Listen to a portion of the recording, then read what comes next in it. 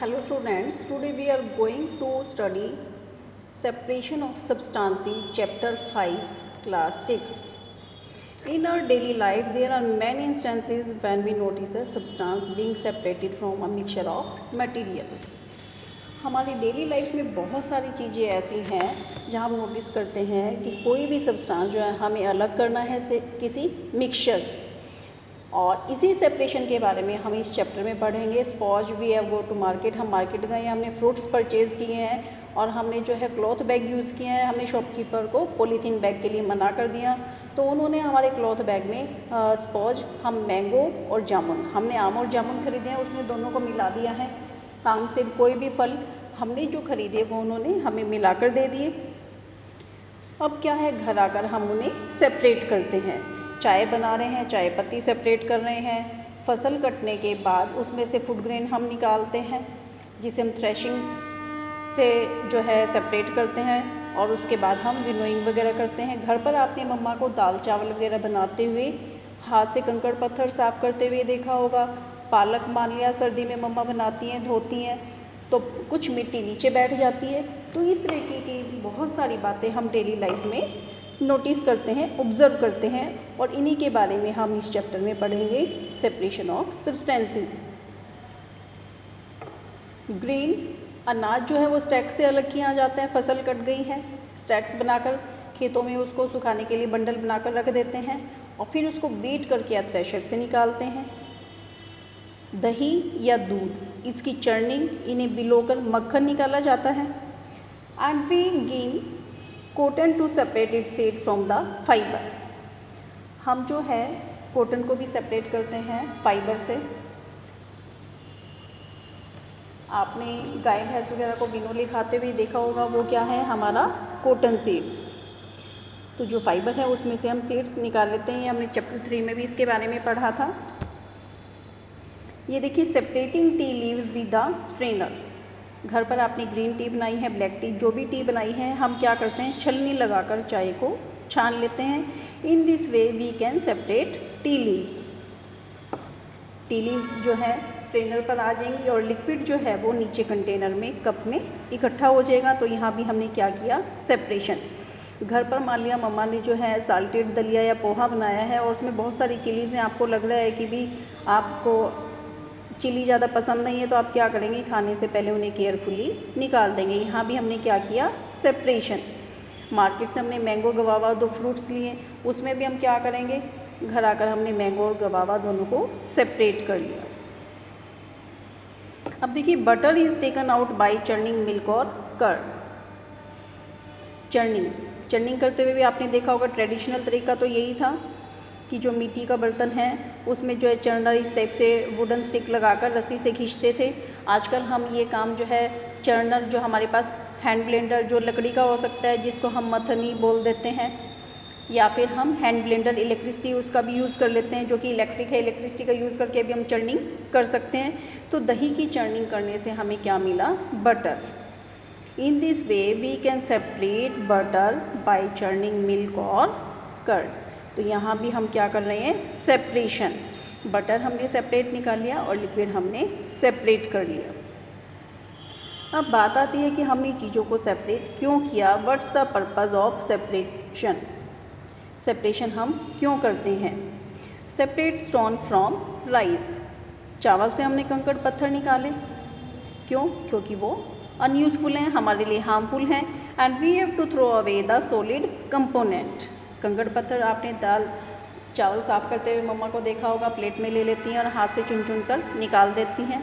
तो वो hand picking हो गया, और जो स्टोन है वो हमारे लिए हार्मफुल है, नॉन यूज़फुल है, हमने उसको रिमूव कर दिया. Churning milk to obtain butter.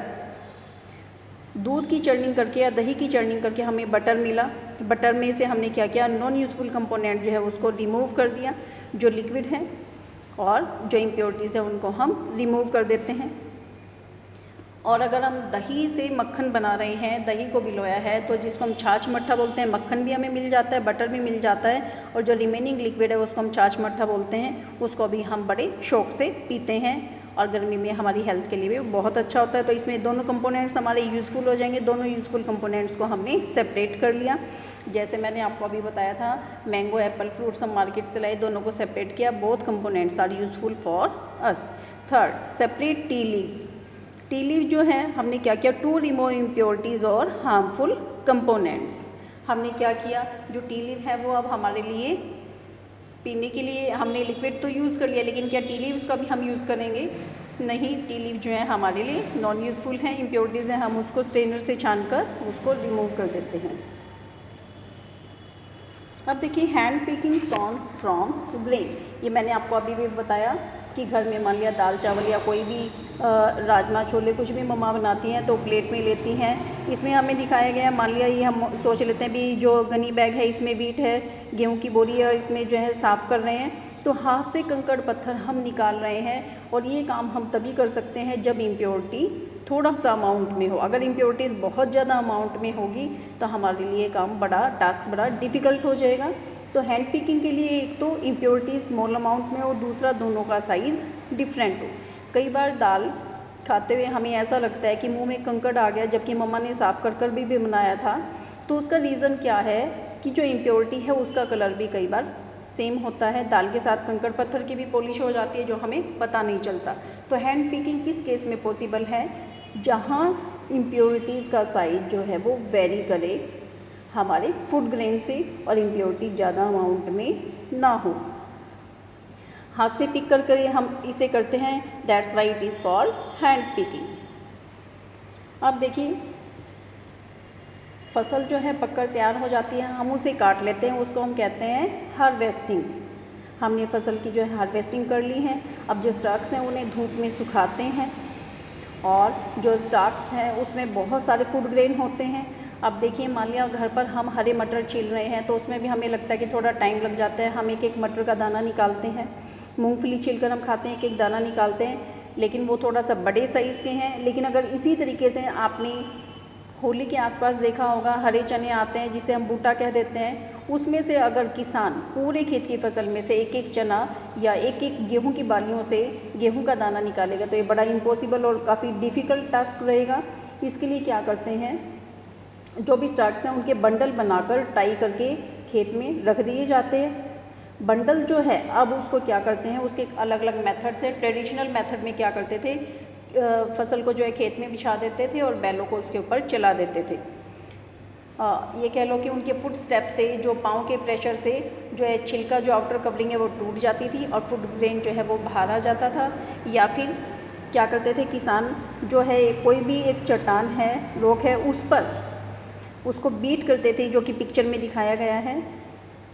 Beat करने से जो ग्रेन सीड्स हैं वो फ्री हो जाते थे और हस्क और सीड अब दोनों मिक्स हो गए हैं। फूड ग्रेन जो है बाहर आ गया है, लेकिन अभी हस्क के साथ में ही है। अब हमें फूड ग्रेन और हस्क दोनों को सेपरेट करना है। हमारे पास जो है मिक्सचर है, उसके लिए क्या करते हैं, विनोइंग। विनोइंग में देखिए फार्मर्स क्या करते हैं कि कहीं भी हाइट पर खड़े हो जाते हैं। सूप, जिसे हम छाछ कह देते हैं, इसमें सूप में हमारे पास दोनों का मिक्सचर है, फूड ग्रेन का भी और हस्क का भी। ऊंचाई से हम इसे गिराएंगे तो जो हस्क है वो हवा के साथ उड़कर एक कोने में इकट्ठा हो जाता है और जो फूड ग्रेन है उसका एक अलग हीप बन जाता है। The method of separating components of a mixture which have lighter and heavier components and we can use wind or blowing air to separate it. This is called winnowing.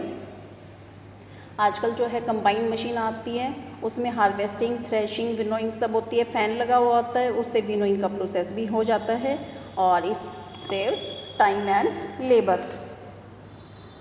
तो wind की help से जो है हम grain और husk दोनों को separate कर लेते हैं। ग्रेन जो है कंपैरिजन में हैवियर है और जो हस्क है वो लाइटर कंपोनेंट्स है और हवा के साथ उड़कर एक जगह इकट्ठा हो जाता है और जो फूड ग्रेन है उसका सेपरेट हीप बन जाता है नियर द प्लेटफॉर्म, जहाँ पर खड़े होकर हम उस जो है गिरा रहे हैं मिक्सचर को।